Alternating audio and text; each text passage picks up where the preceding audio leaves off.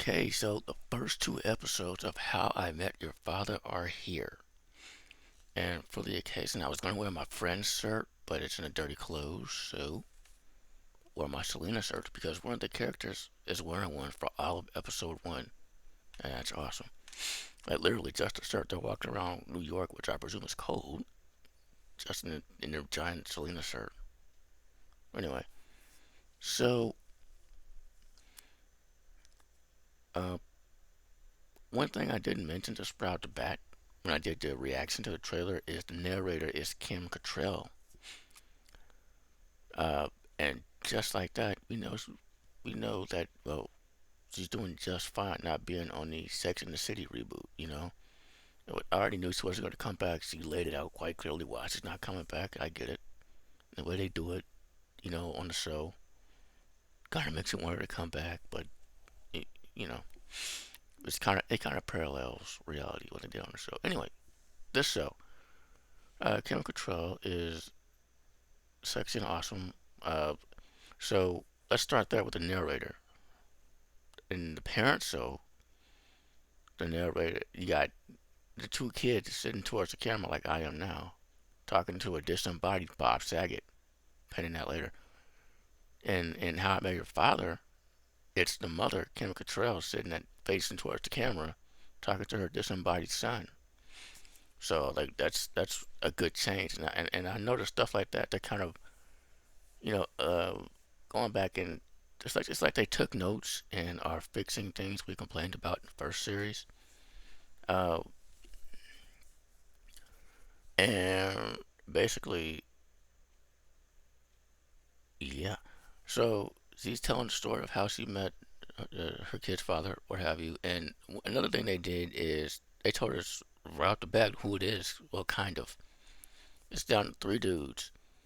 And according to Kim Cattrall and Hilary Duff's character, wrong Duff, she's going to be with a lot more dudes. But these three dudes, for sure, one of them is the father. So, okay. Just don't do what you did in How I Met Your Mother and fucking reveal if I can film the ending in season two and not blood for almost 10 years. It's like, really? Like, don't do that. It seems like they're not doing that. So good. Um, Another thing is this standalone series. They kept hearing, it's standalone, its own thing. It from the parent series, it won't. It connects the same universe. Like their apartment is the same one that from the parent show. Like I noticed it instantly. I'm like, wait a minute, this apartment looks familiar, but it's the same one, right down to those two swords on the wall, which, as they call them, the old married couple, who I presume Marshall and Lily, let them have, which I would imagine so, as literally all of them have kids now, and two swords around the house would be dangerous. So yeah, so that was pretty cool. And there are other parallels to the parent show, like there's a proposal and all that, and you can try to figure out who's who, but I stopped trying to do that like 15 minutes in, if even that. And that's something else I want to circle back to. And one parallel I noted, that I did note, was that there is someone from a small town. In the parent series, it was Marshall, this big, tall white guy. In this series, it's this small Asian woman, and her and Marshall differ because Marshall was with Lily the whole series, most of the whole series, and they got like engaged right there early. And in this series, the small Asian woman is divorced. Marshall is straight. The small Asian woman is a lesbian. So yeah, and I want to see more of her development because I always want to see that. Because if they never get their proper development in these kinds of shows, like if this was the parent show, she wouldn't get her development because there's still some people who find that idea just wrong. But this is Hulu, and we know Hulu don't care. So I want to see her, you know, find her girl. That's all I want. That's all I want. Um, I mean, I'm still learning names, and so far the only names I do know were Hilary Duff and Kim Cattrall. They play the same characters. Hilary Duff is the younger version, And it's great seeing Hilary Duff in something.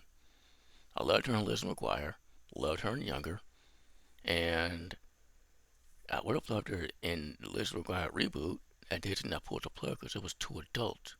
Yet the movie Underwater is on Disney Plus. There's like fuck 3 times people explode, but okay. Uh, but yeah. Oh, one more thing is the theme song is pretty much the same theme song. Only I believe it's sung by Hilary Duff, which is cool because I haven't heard her sing anything in quite a while. Quite a while. So it's the same basic story, just stories of how the hell she met her kid's father, just like Ted. Also, I know it's only been 2 episodes, but she doesn't seem as pretentious as Ted was, so that's good. That's good. So yeah, um, the show was okay. It was. Oh, the cast is diverse now because the parents, they were all white and shit. This one, you got a Latina girl, you got a black dude, and you got an Asian woman I mentioned earlier. And that's great. That's great.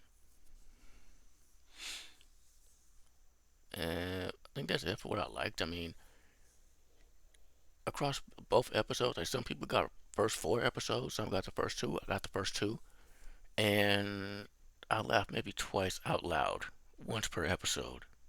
I do believe it was the lesbian too that made me laugh. So yeah, I think Hilary Duff in one episode and the lesbian in the next episode, the second episode. And I could see talent in this cast. Well, we're going to exclude Cynthia Nixon and Hilary Duff. We know they're good. I see talent in these other characters. They know what they're doing. It's just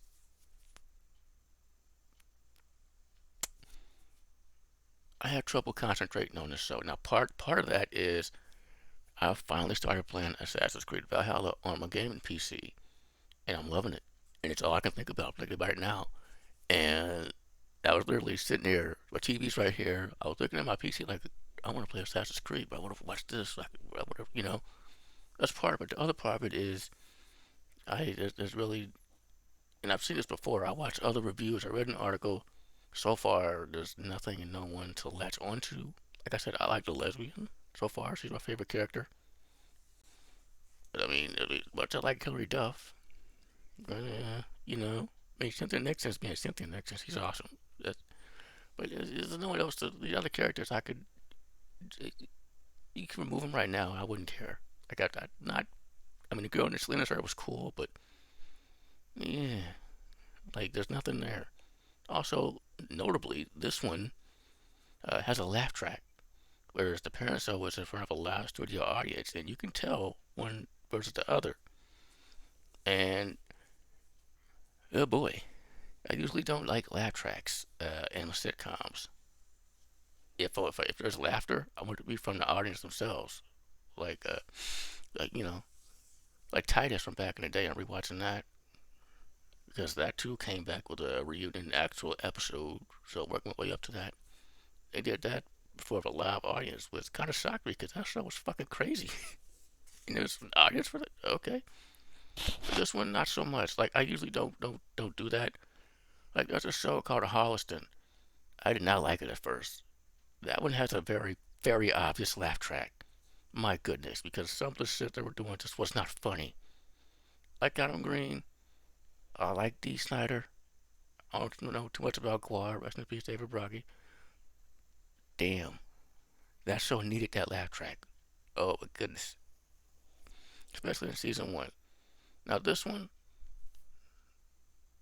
I mean, it wasn't the wrong call. It's like I said, I laughed out loud twice, once per episode. So maybe they needed some kind of encouragement. But I'm not the biggest fan of a laugh track. And you could argue, oh, we're in a pandemic. That's probably why they did it for safety. Cool, cool. That is fine. Make it funny though. That's all I ask. Uh, my goodness.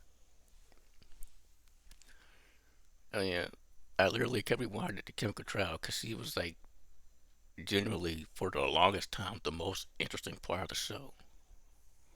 And all she did was cuss out her Siri. Like